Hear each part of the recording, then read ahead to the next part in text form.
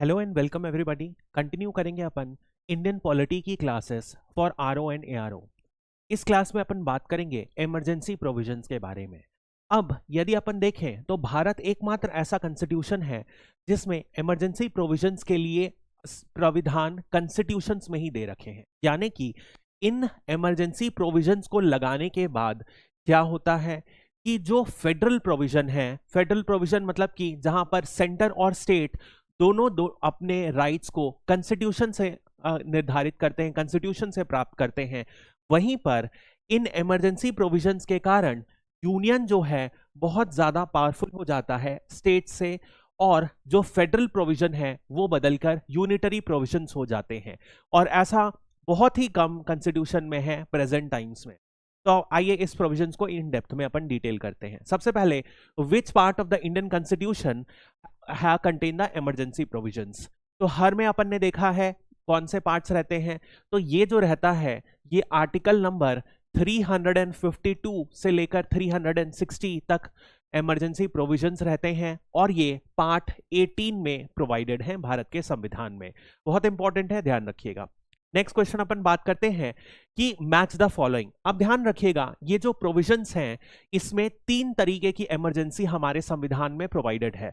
सबसे पहले है नेशनल इमरजेंसी, दूसरी है स्टेट इमरजेंसी, और तीसरी है फाइनेंशियल इमरजेंसी। कौन कौन से आर्टिकल्स में प्रोवाइडेड है ये आर्टिकल्स आपको ध्यान रखना है। तो जो नेशनल इमरजेंसी है वो आर्टिकल नंबर 352 में प्रोवाइडेड है। स्टेट इमरजेंसी जो है +4 कर दो यानी कि 356 में प्रोवाइडेड है, और +4 और कर दो तो 360 में फाइनेंशियल इमरजेंसी प्रोवाइडेड है। अब तीनों इमरजेंसी को अपन इन डेप्थ समझेंगे, कब कब ये अप्लाई हुई है और क्या क्या सेफगार्ड्स इनमें मौजूद है, सबको समझेंगे। तो this are the basic. Next अपन बात करते हैं, सबसे पहले अपन नेशनल इमरजेंसी की बात करेंगे। नेशनल इमरजेंसी अपन ने देखा है आर्टिकल नंबर 352 में प्रेजेंट है। तो देखते हैं under what circumstances can a national emergency be declared. National emergency किन किन ग्राउंड्स में डिक्लेयर की जा सकती है। तो ध्यान रखिएगा दो ग्राउंड मेंशन्ड है ब्रॉडली, एक है इंटरनल ग्राउंड और एक है एक्सटर्नल कंडीशंस। यदि एक्सटर्नल कंडीशंस की बात करें तब क्या होगा, यदि वॉर लाइक सिचुएशन है या तो कोई फॉर्म ऑफ एग्रेशन हो रहा है किसी फॉरेन स्टेट के द्वारा, तब डिक्लेयर की जा सकती है। या तो यदि अपन इंटरनल कंडीशन की बात करें तो उसमें एक सिचुएशन है आर्म्ड रिबेलियन, यानी कि सारे के सारे यदि जो लेटस से कोई मिलिट्री के द्वारा रिबेलियन किया जाता है या कोई वर्ग ऑफ इंडिया के द्वारा रिबेलियन किया जा सकता है और वो सरकार के अगेंस्ट आर्म्स उठा लें, वेपन्स उठा लें और सरकार को ओवरथ्रो करने की कोशिश करें, तब इन दो ब्रॉड ग्राउंड्स पे इमरजेंसी, नेशनल इमरजेंसी इंपोज की जा सकती है। तो इकोनॉमिक इंस्टेबिलिटी गलत, थ्रेट्स टू फेडरल स्ट्रक्चर बिल्कुल गलत, वॉर, एक्सटर्नल एग्रेशन और armed rebellion, this are the grounds जहां पर नेशनल इमरजेंसी इंपोज की जा सकती है। नेक्स्ट अपन बात करते हैं who holds the authority to declare a national emergency in India. कौन सी अथॉरिटी डिक्लेयर करती है नेशनल इमरजेंसी। ध्यान रखिएगा चाहे वो अंडर आर्टिकल 352 हो, 356 हो या 360 हो, यानी कि चाहे वो नेशनल इमरजेंसी हो, चाहे वो स्टेट इमरजेंसी हो या फाइनेंशियल इमरजेंसी, तीनों की तीनों केसेस में कौन डिक्लेयर करता है, वो है प्रेसिडेंट। और अपन प्रेसिडेंट के बारे में एक चीज देखे हैं कि इनके पास कोई भी संवैधानिक डिस्क्रिजन नहीं है। कैसे ये एक्ट करते हैं, ये सिर्फ और सिर्फ काउंसिल ऑफ मिनिस्टर की एड और एडवाइस से ही एक्ट करते हैं। तो ऐसा नहीं है कि प्रेसिडेंट की इच्छा हुई तो ये इमरजेंसी डिक्लेयर कर देंगे, ये काउंसिल ऑफ मिनिस्टर जब उन्हें एडवाइस करेगी तब वो डिक्लेयर करेंगे, केवल नाम रहता है प्रेसिडेंट का। नेक्स्ट अपन देखते हैं यही तीनों कंडीशंस हैं जो अपन ने देखा इमरजेंसी के लिए डिक्लेयर हो सकती है। अब ध्यान रखिएगा 1975 में जब इमरजेंसी इंदिरा गांधी जी ने इंपोज की थी, जो कि इंटरनल इमरजेंसी का ग्राउंड था, यानी कि एक रिबेलियन उठा था, उसके बेसिस पर इन्होंने डिक्लेयर किया था। अब उस समय 1975 में यहां पर आर्म्ड रिबेलियन की जगह इंटरनल डिस्टर्बेंस मौजूद था कॉन्स्टिट्यूशन में, और इसी के ग्राउंड पर इंदिरा गांधी जी ने इमरजेंसी डिक्लेयर की थी जब जेपी नारायण जी ने जेपी मूवमेंट स्टार्ट किया था, जो पहले गुजरात से फिर बिहार में और एक संपूर्ण क्रांति का रूप ले रहा था। उसी के तौर पर इन्होंने डिक्लेयर किया था। बट हुआ क्या, जब नेशनल इमरजेंसी इंपोज की गई इस समय, तब हुआ क्या, बहुत सारे ऑपोजिशन लीडर्स को जेल में भेज दिया गया। जो लोगों की फंडामेंटल राइट्स थी उसका बहुत ज्यादा शोषण किया गया। इस वजह से आप देखोगे क्या हुआ, जब इमरजेंसी खत्म हुई 1977 में और जनता गवर्नमेंट आई, तो उन्होंने 44th कॉन्स्टिट्यूशनल अमेंडमेंट एक्ट लाया था 1978 में, और उन्होंने बहुत सारे ऐसे प्रिकॉशनरी मेथड लिए ताकि इमरजेंसी का दुरुपयोग ना किया जा सके। और उसमें में से एक स्टेप था कि इंटरनल डिस्टर्बेंस जो लिखा था इंटरनल इमरजेंसी को इंपोज करने के लिए, उसको बदलकर आर्म्ड रिबेलियन करा जा सकता है, क्योंकि इंटरनल डिस्टर्बेंस बहुत ही ब्रॉडर टर्म्स है। आप समझ रहे हो, इंटरनल डिस्टर्बेंस एक छोटा सा राइट को भी डिक्लेयर कर सकते हैं।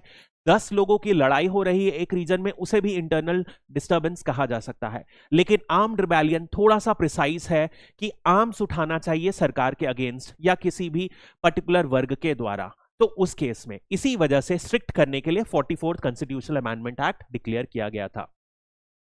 नाउ यदि ये जो प्रोक्लेमेशन है जब 1975 में डिक्लेयर हुआ, तब क्या हुआ था, सीधा सीधा कैबिनेट ने क्या कहा था, प्रेसिडेंट को बोला था, ओरली बोल दिया था कि आप इमरजेंसी प्रोक्लेम कर लो, और उस समय प्रेसिडेंट ने प्रोक्लेम कर लिया था। But 44th second constitutional amendment act में फिर से एक चेंज किया गया कि जब तक रिटर्न में कैबिनेट ना कहे तब तक इमरजेंसी प्रेसिडेंट इंपोज नहीं कर सकते हैं। और इस तरीके से कई सारे चेंजेस किए गए थे 44th कॉन्स्टिट्यूशनल अमेंडमेंट में, अपन देखेंगे। अब ध्यान रखिएगा, एक बार जब प्रेसिडेंट ने इमरजेंसी लगा दी तो ऐसा नहीं होता है वो इमरजेंसी लग गई, वो टाइम बिंग के लिए लग गई, बट एक्चुअली उसे दोनों हाउसेस ऑफ पार्लियामेंट के द्वारा परमिशन लेनी पड़ेगी, अप्रूवल लेना पड़ेगा, तभी वो सस्टेन हो पाती है।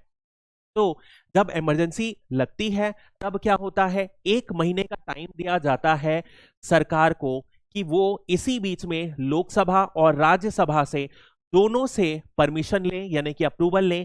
किस तरीके से अप्रूवल लें, स्पेशल मेजॉरिटी से। यदि दोनों के दोनों हाउसेस ने स्पेशल मेजॉरिटी से पास कर दिया कि हम इमरजेंसी अप्रूव करते हैं, तभी और तभी नेशनल इमरजेंसी अप्रूव होगी, वरना 1 महीने के बाद ये खारिज हो जाएगी। यानी कि 1 महीने के अंदर दोनों पार्लियामेंट के हाउसेस, लोकसभा और राज्यसभा, इन्हें अप्रूव करना चाहिए। बहुत ही इंपॉर्टेंट क्लॉज है। 44th कॉन्स्टिट्यूशनल अमेंडमेंट के पहले ये 1 महीने का समय एक्चुअली 2 महीने था। 2 महीने के अंदर ये परमिशन लेनी पड़ती थी, और स्पेशल मेजॉरिटी की जगह यहां पर सिंपल मेजॉरिटी कहा गया था। दोनों के बीच के अंतर अपन ने बहुत बार पहले भी बात कर चुकी है। सिंपल मेजॉरिटी मतलब होता है जब पार्लियामेंट में मोशन पास किया जाए उस समय कितने लोग प्रेजेंट हैं उसके आधे से ज्यादा यदि हां बोलते हैं तो मोशन पास हो जाएगा। लेकिन स्पेशल मेजॉरिटी में 2 कंडीशन होती है। सबसे पहले जब मोशन पास हो रहा है उस समय 2/3 मेजॉरिटी ऑफ द लोग, यदि 100 लोग हैं तो उसके 2/3 यानी कि 66 से ज्यादा लोग हां बोलेंगे, तब वो पास होगा। लेकिन उसके साथ एक एडिशनल कंडीशन ये भी होती है कि टोटल सीट में से आधे मेंबर से ज्यादा लोग हां बोलेंगे। यानी कि मान लो 550 सीट हैं लोकसभा में, तो टोटल जो सीट हां बोलने वाले होने चाहिए 225 से ज्यादा होंगे ये क्वांटिटी, तभी वो मोशन पास हुआ माना जाएगा। तो इस तरीके से अपन देख रहे हैं कि 44th कॉन्स्टिट्यूशनल अमेंडमेंट एक्ट में क्या हुआ, बहुत सारी चीजों को टफ कर दिया गया ताकि नेशनल इमरजेंसी इंपोज की जाए। फॉर एग्जांपल अपन ने क्या क्या देखा, सबसे पहले कैबिनेट को रिटर्न रिकमेंडेशन भेजना पड़ेगा, किसे, प्रेसिडेंट को। इसके बाद अपन ने देखा पहले जो अप्रूवल का तरीका था वो क्या था, सिंपल मेजॉरिटी था पार्लियामेंट के द्वारा, उसे चेंज करके स्पेशल मेजॉरिटी कर दिया गया।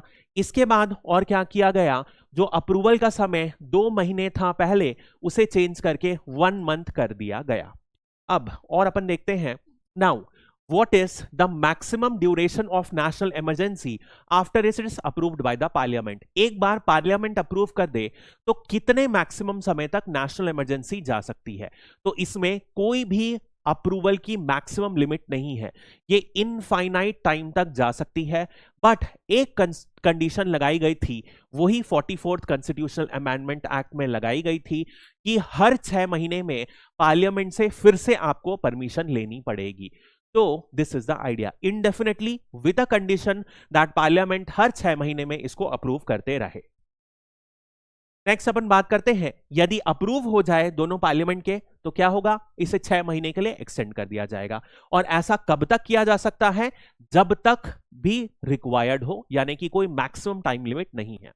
Now, how is the resolution for approval of national emergency passed by the parliament? अभी अपन ने देखा अप्रूव करने के लिए क्या करना पड़ेगा, दोनों लोकसभा प्लस राज्यसभा को पास करना पड़ेगा। और कैसे पास करना पड़ेगा, स्पेशल मेजॉरिटी के द्वारा। सिंपल मेजॉरिटी नहीं, स्पेशल मेजॉरिटी। तो सिंपल मेजॉरिटी गलत, special majority in Lok Sabha, simple majority in Rajya Sabha बिल्कुल गलत, special majority in both the houses, this is the right option. Next अपन बात करते हैं, what is the procedure for revoking a proclamation of national emergency. ध्यान रखिएगा, कभी भी इमरजेंसी कोई भी हो, चाहे वो नेशनल हो, चाहे वो स्टेट हो या फाइनेंशियल इमरजेंसी हो, किसी भी इमरजेंसी को रिवोक करने का एक ही तरीका है जो पहले से कॉन्स्टिट्यूशन में प्रोवाइडेड है, वो ये है कि यदि प्रेसिडेंट प्रोक्लेमेशन पास कर दे, प्रेसिडेंट ऑर्डर दे दे, तो ये सारी की सारी इमरजेंसी कैंसल हो जाती है। यहां पर कोई भी पार्लियामेंट की अप्रूवल नहीं चाहिए रहती है। लेकिन अगेन क्या हुआ, नेशनल इमरजेंसी के लिए फिर जनता सरकार ने कुछ प्रिकॉशनरी स्टेप को किया था। उन्होंने एक और प्रोविजन ऐड कर दिया नेशनल इमरजेंसी के लिए कि यदि लोकसभा एक रिजोल्यूशन पास कर दे और वो रिजोल्यूशन सिंपल मेजॉरिटी से पास हो जाए, तो प्रेसिडेंट को यह पास करना पड़ेगा कि नेशनल इमरजेंसी को हम रिवोक कर रहे हैं। यानी कि 44th अमेंडमेंट के बाद क्या हुआ, लोकसभा को एक पावर मिल गया कि यदि उन्हें लग रहा है काउंसिल ऑफ मिनिस्टर और प्रेसिडेंट मिलकर नेशनल इमरजेंसी गलत तरीके से लगा रहे हैं, तो लोकसभा एक रिजोल्यूशन पास कर सकती है और मात्र 50% यानी सिंपल मेजॉरिटी से ही वो रिजोल्यूशन पास हो गया, तो प्रेसिडेंट को हटाना ही पड़ेगा नेशनल इमरजेंसी को। So it can be revoked only by a resolution passed by parliament, गलत। और ध्यान रखिएगा, ये जो रिजोल्यूशन है पार्लियामेंट नहीं, सिर्फ और सिर्फ लोकसभा पास करे तो भी चल जाएगा।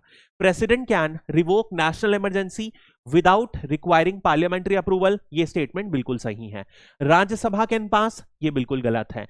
तो अब ये भी गलत है। सो दो कंडीशन है, यहां पर एक दिया गया है यदि प्रेसिडेंट पास कर दे, ये प्रेसिडेंट पास कर देता है तो नेशनल, स्टेट और फाइनेंशियल इमरजेंसी तीनों की तीनों रिमूव हो सकती है। लेकिन एक और तरीका है, यदि लोकसभा क्या करे, सिंपल मेजॉरिटी से पास कर दे, तो भी इमरजेंसी खत्म करना पड़ेगा प्रेसिडेंट को। नेक्स्ट अपन बात करते हैं, what is the difference between resolution to approve and disapprove proclamation of national emergency. अभी अपन ने देखा अप्रूव यानी कि मंजूरी देने के लिए नेशनल इमरजेंसी को क्या करना पड़ता है, स्पेशल मेजॉरिटी से पास करना पड़ता है, और कौन से हाउसेस के द्वारा, लोकसभा प्लस राज्यसभा। जबकि डिसअप्रूव करने के लिए क्या करना पड़ता है, सिंपल मेजॉरिटी से सिर्फ और सिर्फ लोकसभा को पास करना पड़ेगा। तो this is a repetitive question.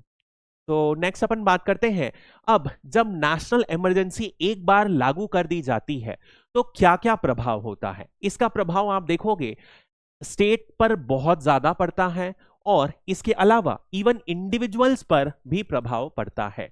तो यदि आप स्टेट लेवल पर प्रभाव देखोगे तो एग्जीक्यूटिव रिलेशंस चेंज हो जाते हैं। सेंटर क्या कर सकते हैं, कोई भी एग्जीक्यूटिव ऑर्डर दे सकते हैं स्टेट को, भले ही वो स्टेट के ज्यूरिसडिक्शन में क्यों ना हो। तो चाहे वो कोई भी स्टेट से रिलेटेड कानून हो, उनका इंप्लीमेंटेशन है स्टेट को सेंटर ऑर्डर कर सकता है। इसके अलावा लेजिस्लेटिव यानी कि लॉ से रिलेटेड, तो पार्लियामेंट को ये ऑर्डर मिल जाता है, ये पावर मिल जाता है कि वो स्टेट लॉस में भी बना सकते हैं। तो ऑर्डिनरी अपन देखें तो कितने तरीके की लिस्ट होती है, शेड्यूल 7 में क्या होता है, 3 तरीके की लिस्ट होती है। यूनियन लिस्ट जिसमें कि सिर्फ और सिर्फ सेंटर लॉ बना सकता है, स्टेट लिस्ट जिसमें सिर्फ और सिर्फ स्टेट लॉज बना सकते हैं, और फाइनली यदि अपन देखें कॉन्करेंट लिस्ट जहां पर दोनों सेंटर प्लस स्टेट लॉ बना सकते हैं। तो ऑर्डिनरी स्टेट लिस्ट में जो भी नाम रहते हैं उसमें पार्लियामेंट लॉ नहीं बना सकता, लेकिन इमरजेंसी इंपोज है तो यूनियन यानी कि पार्लियामेंट स्टेट लिस्ट पर भी लॉ बना सकता है। That is the basic difference. इसके अलावा बहुत सारे फाइनेंशियल पावर मिल जाते हैं कि वो चाहे तो फाइनेंस से रिलेटेड कुछ भी डायरेक्ट कर सकते हैं, कि जो कैसे पैसा डिस्ट्रीब्यूट होता है उसमें कोई चेंजेस ला सकते हैं, इस तरीके के फाइनेंशियल पावर भी मिल जाते हैं। इसके अलावा what is the effect of proclamation of national emergency on the life of Lok Sabha and state legislature. अब देखिए प्रोविजन क्या है, आप इसको संविधान का जो बना रहे हैं उनके तौर से सोचो। यदि कभी इमरजेंसी इंपोज है तो इमरजेंसी नॉर्मली कब इंपोज की होगी, जब कोई खतरे वाली सिचुएशन है, चाहे कोई वॉर वाली सिचुएशन है या कोई बहुत बड़े लेवल पर दंगा चल रहा है, तो वो क्या चाहेंगे कि ऐसी ग्रेवियस सिचुएशन में, ऐसी खतरनाक सिचुएशन में जो कॉन्स्टिट्यूशन वाले हैं, जो पार्लियामेंट है, वो क्या करें, चुनाव पर ध्यान ना दें, वो इलेक्शन को छोड़कर जो ज्यादा जरूरी चीजें हैं उन पर ध्यान दें। एक बार जब कंडीशन सेटल हो जाए तो वापस से चुनाव कराओ, यही तो आइडियोलॉजी होगी। तो इसी वजह से क्या दिया गया है, पार्लियामेंट को पावर दिया गया है कि जब नेशनल इमरजेंसी चल रही हो तो वो क्या कर सकते हैं, चुनाव को आगे बढ़ा सकते हैं। चुनाव को आगे बढ़ाएंगे कैसे, यदि जो एग्जिस्टिंग लोकसभा है या स्टेट लेजिस्लेटिव असेंबली है उसका जो समय है उसको बढ़ा सकते हैं। तो यही प्रोविजन है। तो life of both can be extended by 6 month, गलत, ये 1 साल तक एक्सटेंड कर सकते हैं। ठीक है, so life of assembly can be extended, गलत। सो आंसर है life of both the house can be extended by 1 year, 1 साल तक एक्सटेंड करी जा सकती है, बट नॉट बियॉन्ड 6 मंथ्स। यानी कि एक बार जब इमरजेंसी खत्म हो जाती है तो इमरजेंसी खत्म होने के बाद 6 महीने से ज्यादा एक्सटेंड नहीं कर सकते। ऐसा क्यों किया गया है, ताकि इमरजेंसी के रूप पर कोई सरकार अपना सत्ता में रहने का प्रोविजन लगाए ना बैठे रहे, सत्ता में ना बैठी रहे। इसी वजह से इमरजेंसी एक बार खारिज हो गई तो 6 महीने के अंदर आपको चुनाव कराना ही पड़ेगा। और क्या होगा, आप एक बार पार्लियामेंट का लॉ जो पास होगा उससे आप 1 साल तक इसकी लाइफ को एक्सटेंड कर सकते हो। तो नेक्स्ट अपन बात करते हैं, which of the following articles state about the suspension of fundamental rights during national emergency। अब देखिए, जैसे कि मैंने आपको बताया 352 जब नेशनल इमरजेंसी लगती है तो सबसे पहले स्टेट के पावर्स बहुत ज्यादा कम हो जाते हैं, जिसमें अपन ने देखा पार्लियामेंट बहुत सारे लॉस पास कर सकती है, यूनियन एग्जीक्यूटिव लॉस भी दे सकती है, लेकिन इसके अलावा इंडिविजुअल लोगों को भी बहुत ज्यादा प्रभाव पड़ता है। कैसे, क्योंकि बहुत सारी फंडामेंटल राइट्स आप देखोगे वो छीन ली जाती है जब नेशनल इमरजेंसी इंपोज की जाती है। तो आप देखोगे ये जो इंडिविजुअल राइट्स की बात है ये 2 आर्टिकल्स में है, आर्टिकल नंबर 358 और आर्टिकल नंबर 359। तो 358, 359, 360, मोर देन 1 ऑप्शन, आंसर 4 होगा। ध्यान रखिएगा आजकल कुछ इस तरीके के भी ऑप्शंस आ रहे हैं जहां पर मोर देन 1 ऑप्शंस क्वेश्चन में कर दिया जाता है, ताकि आपका तुक्के मारने का जो तरीका हो वो थोड़ा सा डिफिकल्ट हो जाए। तो मोर देन 1 ऑप्शन यानी कि ऊपर में से एक से ज्यादा सही है, इसका मतलब ये होता है। तो इस केस में 358 और 359 सही है, तो मोर देन 1 ऑप्शन। समझते हैं दोनों के बारे में क्या है। आर्टिकल नंबर 358 आर्टिकल 19 की जो फंडामेंटल राइट है उसके बारे में डील करता है। आर्टिकल 19 की क्या है, फ्रीडम ऑफ एक्सप्रेशन। तो जब भी इमरजेंसी इंपोज होती है तो क्या होता है, आर्टिकल 19 क्या होती है, ऑटोमेटिकली सस्पेंड हो जाती है। यानी कि जो आप फ्री में जो चाहो बोल सकते हो, कहीं भी घूम सकते हो, वो सब राइट जो आर्टिकल 19 के अंदर 6 राइट्स हैं वो सारी की सारी कैंसल हो जाती हैं। लेकिन ये सिर्फ और सिर्फ एक्सटर्नल इमरजेंसी यानी जब युद्ध वाली सिचुएशन हो तभी में इमरजेंसी सस्पेंड की जा सकती है, नॉर्मल में नहीं, इंटरनल ग्राउंड्स पर नहीं की जा सकती। और यदि 359 है तो इसमें क्या कवर करते हैं, बाकी सारी फंडामेंटल राइट्स, यानी कि आर्टिकल नंबर 14 से लेकर 18, 19 तो यहां कवर हो गई, और उसके बाद फिर 20 से लेकर 32 ये सारी की सारी जो राइट्स हैं सस्पेंड हो जाएंगी। बट कौन सी सस्पेंड होगी, जो प्रेसिडेंट ऑर्डर पास पास करेगा और प्रेसिडेंट के ऑर्डर में लिखा रहेगा कि इनमें में से बची हुई कौन कौन सी राइट्स को सस्पेंड किया जा रहा है, तो वो वाली राइट सस्पेंड हो जाएंगी। आर्टिकल नंबर 358 के अंदर जैसे ही इमरजेंसी लागू की जाती है, बिना प्रेसिडेंट के ऑर्डर भी ये आर्टिकल 19 सस्पेंड हो जाता है। लेकिन अंडर 359 ऑर्डर देना पड़ता है प्रेसिडेंट को कि कौन कौन सी राइट सस्पेंड होगी। नेक्स्ट अपन बात करते हैं, which of the following statements correctly describes the declaration of national emergency in India, यानी कि कब कब डिक्लेयर हुई है इसके बारे में ये क्वेश्चन है। 3 इम्पोजिशंस 1962, 1971, 1975 all on the grounds of external aggression, ये गलत है, क्योंकि ध्यान रखिएगा इंडिया के कौन कौन से मेजर वॉर हुए थे। 1962 में इंडो चाइना वॉर हुआ था, नेक्स्ट हुआ था 1965 में इंडिया पाकिस्तान वॉर हुआ, 1971 में बांग्लादेश लिबरेशन वॉर हुआ और 1975 में इंदिरा गांधी ने इंटरनल ग्राउंड्स पर इमरजेंसी इंपोज की थी। तो जब 1962 वाली इमरजेंसी लगाई गई थी वो चालू ही थी, वो ऑलरेडी इंपोज थी जब 1965 वाला फिर से युद्ध चालू हो गया, यानी कि इन दोनों के लिए सेपरेट नहीं करनी पड़ी, एक ही बार में इमरजेंसी कंटिन्यू रही। सेकेंड 1971 में की गई और थर्ड 1975। दोनों 1962 और 1971 की इमरजेंसी एक्सटर्नल ग्राउंड्स पे की गई और 1975 की इमरजेंसी इंटरनल ग्राउंड्स पे की गई। So 2 declarations due to external along with 1975 due to internal disturbance. B is the correct answer. Next अपन बात करते हैं, what are the grounds for the impositions of president rule. अब अपन आ चुके हैं आर्टिकल नंबर 356 जिसे कहते हैं स्टेट इमरजेंसी। स्टेट इमरजेंसी को अपन प्रेसिडेंट रूल भी कहते हैं, ठीक है।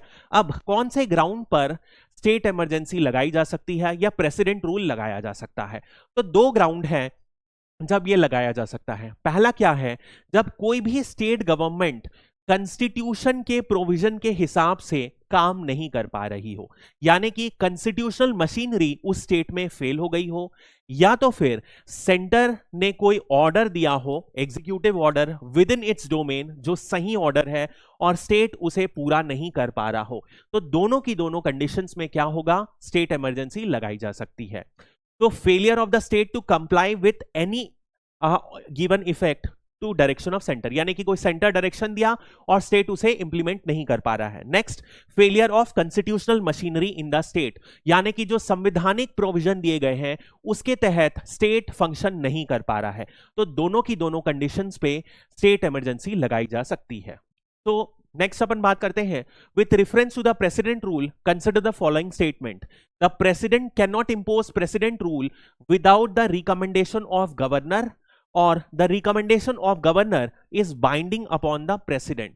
अब यार देखो, अब होता क्या है, जब भी मान लो कोई सिचुएशन आ रही है जब स्टेट में गवर्नर को ऐसा लगता है कि रिकमेंड करने की जरूरत है कि प्रेसिडेंट रूल लगा दे जाए, तो गवर्नर क्या कर सकता है, प्रेसिडेंट को एक रिपोर्ट पेश करे और उन्हें रिकमेंड करे कि प्रेसिडेंट रूल लगा दो। लेकिन प्रेसिडेंट की पोस्ट क्या है, गवर्नर से बहुत ऊपर है, तो क्या गवर्नर प्रेसिडेंट को ऑर्डर दे सकता है, कभी भी नहीं दे सकता। तो यदि गवर्नर की रिपोर्ट रिकमेंड कर रही है कि प्रेसिडेंट रूल लगाओ, तो भी वो प्रेसिडेंट के ऊपर है कि उन्हें लगाना है कि नहीं, नंबर 1। दूसरी चीज, यदि गवर्नर ने रिपोर्ट ना भी दी हो तब भी यदि प्रेसिडेंट को लगता है कि स्टेट कॉन्स्टिट्यूशन के हिसाब से नहीं चल पा रहा है, तो प्रेसिडेंट क्या कर सकते हैं, 356 के अंदर स्टेट इमरजेंसी लगा सकते हैं। तो दोनों के दोनों जो स्टेटमेंट है, क्या प्रेसिडेंट के लिए मैंडेटरी है गवर्नर की रिपोर्ट, बिल्कुल गलत। और गवर्नर की जो रिकमेंडेशन है क्या मैंडेटरी है, नहीं, गवर्नर कभी भी प्रेसिडेंट को आदेश नहीं दे सकता। So none of the statements are correct. तो आर्टिकल यदि अपन 365 देखें और 356, ये 2 ग्राउंड हैं जिसपे इमरजेंसी लगाई जाती है, जो अभी अपन ने देखा।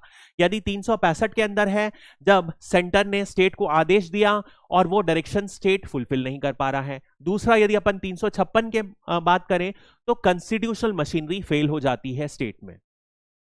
नेक्स्ट अपन बात करते हैं पार्लियामेंट्री अप्रूवल। याद कीजिए, जैसे अपन ने नेशनल इमरजेंसी एक बार प्रेसिडेंट ने लगाई थी, तो उसके बाद क्या था, उन्हें दोनों हाउस लोकसभा प्लस राज्यसभा से अप्रूवल लेना था।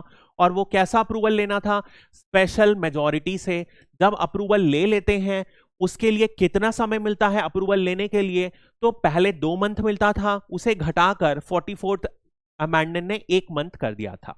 अब यदि अपन प्रेसिडेंट रूल के लिए देखें तो यहां पर भी इन्हें लोकसभा और राज्यसभा दोनों से अप्रूवल लेना पड़ेगा, लेकिन स्पेशल मेजॉरिटी की जगह सिंपल मेजॉरिटी से अप्रूवल लेना पड़ेगा और 1 महीने की जगह 2 महीने का समय मिलता है जिसमें यह अप्रूवल प्राप्त किया जा सकता है।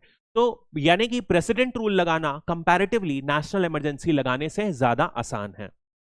नेक्स्ट अपन बात करेंगे कि एक बार ये लग जाता है तो क्या होगा, मैक्सिमम कितने समय तक एक्सटेंड किया जा सकता है, 6 महीने के लिए एक बार। उसके बाद फिर क्या करना पड़ेगा, फिर इन्हें पार्लियामेंट्री अप्रूवल लेना पड़ेगा जैसे कि अपन उसमें करते थे। लेकिन एक डिफरेंस है यहां पर कि इनका जो पूरा का पूरा 6 मंथ का जो पीरियड है ये मैक्सिमम से मैक्सिमम सिर्फ और सिर्फ 3 साल से ज्यादा एक्सटेंड नहीं हो सकता, यानी कि अधिकतम प्रेसिडेंट रूल 3 साल तक लागू किया जा सकता है। ये एक मेजर डिफरेंस है और उसमें भी क्या है, हर 6 महीने में इसको पार्लियामेंट से अप्रूवल लेना पड़ेगा। कैसे अप्रूवल लेना पड़ेगा, सिंपल मेजॉरिटी से।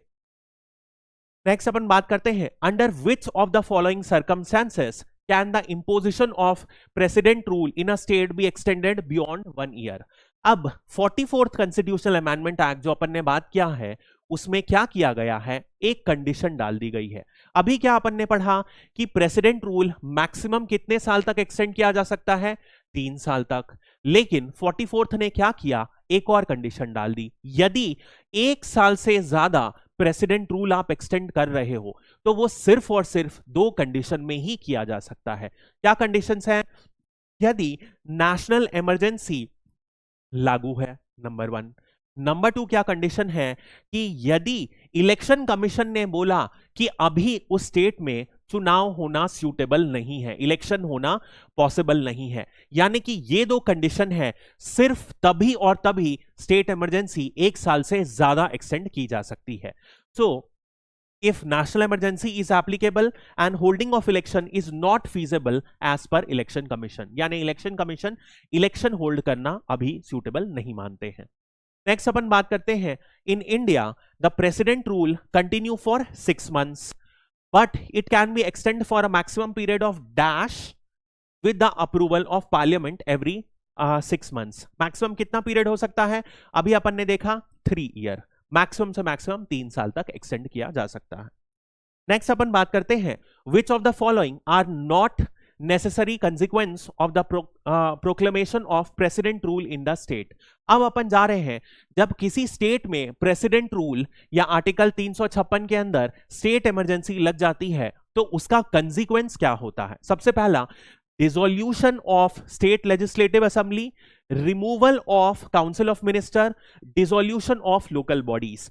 ये जो 2 कंडीशंस होती हैं ये नहीं होती है। सिर्फ और सिर्फ क्या किया जाता है, जो काउंसिल ऑफ मिनिस्टर रहते हैं वो टेम्पररी रूप से रिमूव कर दिए जाते हैं या आप एक तरीके से बोल सकते हो सस्पेंड कर दिए जाते हैं, लेकिन डिसोल्यूशन नहीं होता है। तो नॉट पूछा है तो 1 and 3 are not the conditions, तो आंसर वुड बी सेकेंड। तो एक बात ध्यान रखिएगा, अब यहां पर बात कर रहे हैं प्रेसिडेंट रूल की, तो ध्यान रखिएगा नॉर्मली अपन को क्या लगता है, नाम में प्रेसिडेंट रूल है तो जब भी प्रेसिडेंट रूल लगेगा तो president would be the ruling authority, ये अपने दिमाग में आता है और प्रेसिडेंट लॉ बना सकते हैं। तो ये कुछ हद तक सही है लेकिन पूरा सही नहीं है, क्योंकि ध्यान रखिएगा जब भी प्रेसिडेंट रूल लगता है तो 2 तरीके के पावर होते हैं, एक होगा लेजिस्लेटिव पावर और दूसरा होगा एग्जीक्यूटिव पावर। एग्जीक्यूटिव पावर मतलब कि एडमिनिस्ट्रेशन करने का काम और लेजिस्लेटिव मतलब हो गया लॉ बनाने का काम। तो एग्जीक्यूटिव पावर किसके हाथ में आ जाता है, प्रेसिडेंट के हाथ में। और प्रेसिडेंट नॉर्मली क्या करते हैं, सेक्रेटरी, चीफ सेक्रेटरी के माध्यम से इन्हें रूल करते हैं, यानी कि चीफ सेक्रेटरी स्टेट का एडमिनिस्ट्रेटर बन जाता है और अल्टीमेट अथॉरिटी प्रेसिडेंट के हाथ में रहती है। लेकिन प्रेसिडेंट लॉ नहीं बना सकता है, लॉ बनाने की अथॉरिटी किसके पास है, पार्लियामेंट के पास। लेकिन यहां पर भी एक एग्जम्पशन है, यदि पार्लियामेंट चाहे तो ये क्या कर सकता है, प्रेसिडेंट को डेलीगेट कर सकता है या जिसे भी चाहे तो प्रेसिडेंट को दे सकता है, चीफ सेक्रेटरी को दे सकता है, गवर्नर को दे सकता है कि अब आप लॉ बनाओ। यदि ऐसा होता है तभी और तभी प्रेसिडेंट को लॉ बनाने की अथॉरिटी मिलेगी, वरना लॉ बनाने की अथॉरिटी किसके पास रहेगी? पार्लियामेंट के पास, इन केस ऑफ आर्टिकल 356। तो नेक्स्ट अपन बात करते हैं when the state legislature is thus, so this are the we have already seen. तो for the first time president rule was imposed in Punjab in 1951। ध्यान रखिएगा, पूछा जाता है 1951 में पंजाब में पहली बार इंपोज किया गया। What are the grounds for the declaration of financial emergency? Now we have moved to the third article, article 360, जो कि थर्ड काइंड ऑफ इमरजेंसी है, फाइनेंशियल इमरजेंसी। कौन से ग्राउंड पर फाइनेंशियल इमरजेंसी को इंपोज किया जा सकता है? तो ऑब्वियसली क्या होगा, जब फाइनेंशियल किसी भी स्थिति जो होगी वो भारत की खतरनाक स्थिति पे होगी, वो एक थ्रेटनिंग लेवल पर होगी, तभी इंपोज किया जा सकेगा। तो रिसेशन नहीं, क्योंकि आप सिंपल जानते हो यार, बहुत सारे रिसेशन हुए हैं, क्या इमरजेंसी इंपोज की गई? नहीं की गई। Threat to the financial stability और क्रेडिट ऑफ इंडिया और any part of the India, यानी कि थ्रेट टू फाइनेंशियल स्टेबिलिटी ही खतरे में है। In the context of financial emergency, what is the stipulated time period for proclamation to be approved by both houses of parliament? कितने समय में approve करना पड़ेगा? तो याद करिए, नेशनल इमरजेंसी को कितने समय में अप्रूव करना था? 1 मंथ में। ऐसे ही यदि अपन स्टेट इमरजेंसी को देखें तो कितने मंथ में अप्रूव करना था? 2 मंथ में। और यदि फाइनेंशियल इमरजेंसी देखें तो उन्हें भी 2 मंथ में अप्रूव करना है, यानी कि 60 डेज के अंदर अप्रूव करना है। तो नेक्स्ट अपन आते हैं, what is the maximum duration of financial emergency once approved and how it is approved? जैसे कि स्टेट इमरजेंसी अप्रूव होती है, कैसे अप्रूव होती है? सिंपल मेजॉरिटी से। वैसे ही फाइनेंशियल इमरजेंसी भी अप्रूव होती है। और एक बार यदि ये अप्रूव हो जाती है तो इसे कितने समय के लिए एक्सटेंड किया जा सकता है? इनडेफिनेट टाइम के लिए।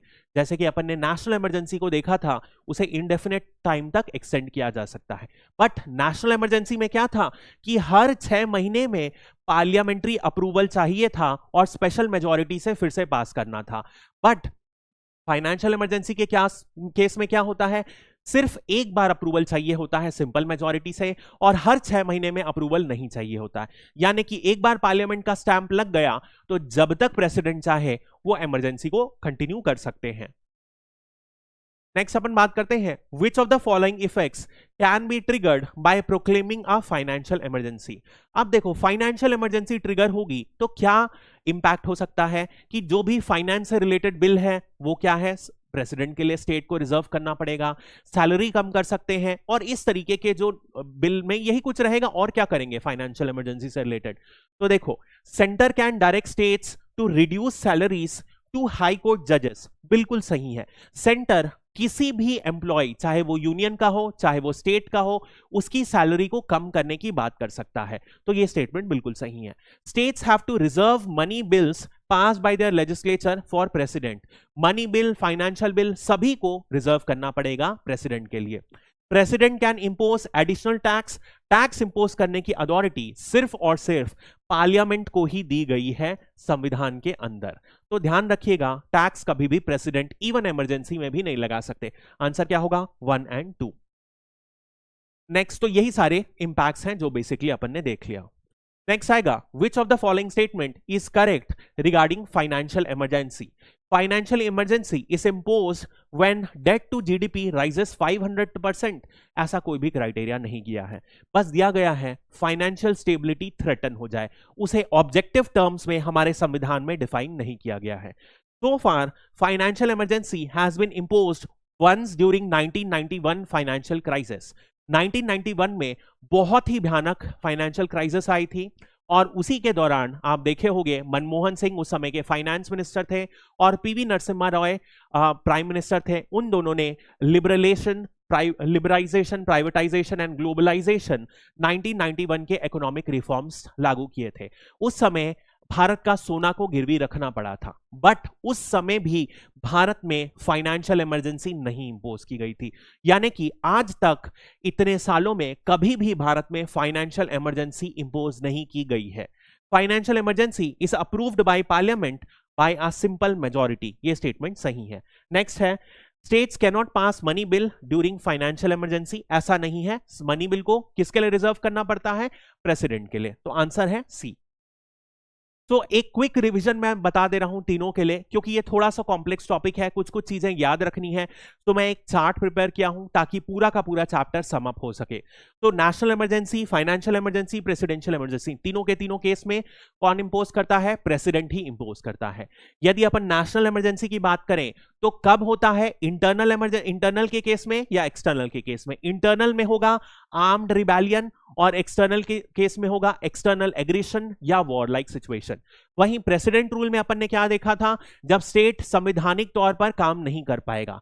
फाइनेंशियल इमरजेंसी, जब फाइनेंशियल स्टेबिलिटी भारत की थ्रेटन होगी या किसी पार्ट की। अब इसे प्रोक्लेम कैसे किया जाता है? तो तीनों की तीनों इमरजेंसी को पार्लियामेंट से पास करना पड़ेगा, लोकसभा और राज्यसभा दोनों से। लेकिन समय पास करने का अलग है और तरीका अलग है।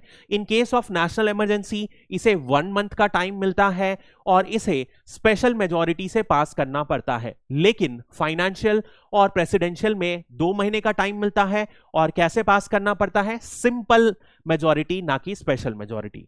नेक्स्ट अपन बात करते हैं, एक बार जब इमरजेंसी पास हो जाती है कितना समय मिलता है? पार्लियामेंट को 1 महीने के अंदर पास करना पड़ता है और सिंपल ये प्रेसिडेंट और फाइनेंशियल इमरजेंसी को 2 महीने के अंदर। यदि ड्यूरेशन की बात करें तो ड्यूरेशन ने अपन ने देखा था कि नेशनल इमरजेंसी और प्रेसिडेंशियल इमरजेंसी दोनों के दोनों 6 मंथ में जो पार्लियामेंट का अप्रूवल बार बार लेना पड़ता है। नेशनल इमरजेंसी कितने समय तक एक्सटेंड हो सकती है? Indefinite to any number of times, बस 6-6 महीने में पार्लियामेंट की परमिशन लेनी पड़ेगी। प्रेसिडेंट इमरजेंसी अपन देखें तो कितना मैक्सिमम 3 इयर्स तक एक्सटेंड कर सकती है, उसमें भी 1 साल से बियॉन्ड एक्सटेंड करने के 2 स्पेसिफिक क्राइटेरिया अपन ने पढ़ा था। वहीं फाइनेंशियल इमरजेंसी बस एक बार अप्रूव करने से रिपीटेड अप्रूवल भी नहीं करना पड़ता है और वो क्या होता है? कंटिन्यूअसली सस्टेन करते रहती है for an indefinite time period. और यदि अप्रूव करने के रिजोल्यूशन की बात करें तो नेशनल इमरजेंसी अपन ने ऑलरेडी देख लिया स्पेशल, और प्रेसिडेंशियल और फाइनेंशियल सिंपल। और इसे रिवोक करने के तरीके बात करें तो अपन ने देखा था तीनों इमरजेंसी को रिवोक कैसे किया जा सकता है। यदि एक प्रेसिडेंट रिजोल्यूशन पास कर दे और उसे हटाने का ऑर्डर दे दिया जाए तो रिवोक करना पड़ेगा। लेकिन नेशनल इमरजेंसी को रिवोक करने का एक एडिशनल तरीका इनकॉर्पोरेट किया गया था 44th सेकेंड कॉन्स्टिट्यूशनल अमेंडमेंट में कि यदि लोकसभा सिर्फ और सिर्फ सिंपल मेजॉरिटी से एक रिजोल्यूशन पास कर दे तो भी प्रेसिडेंट को नेशनल इमरजेंसी को रिवोक करना पड़ेगा। ये पूरा का पूरा इमरजेंसी का समअप है। लास्ट 3 के जो पेजेस हैं इनका आप स्क्रीनशॉट ले लीजिए, एग्जाम के पहले बस इन्हीं को ही पढ़ के जाइएगा, and that should do it all. Thank you and have a great day.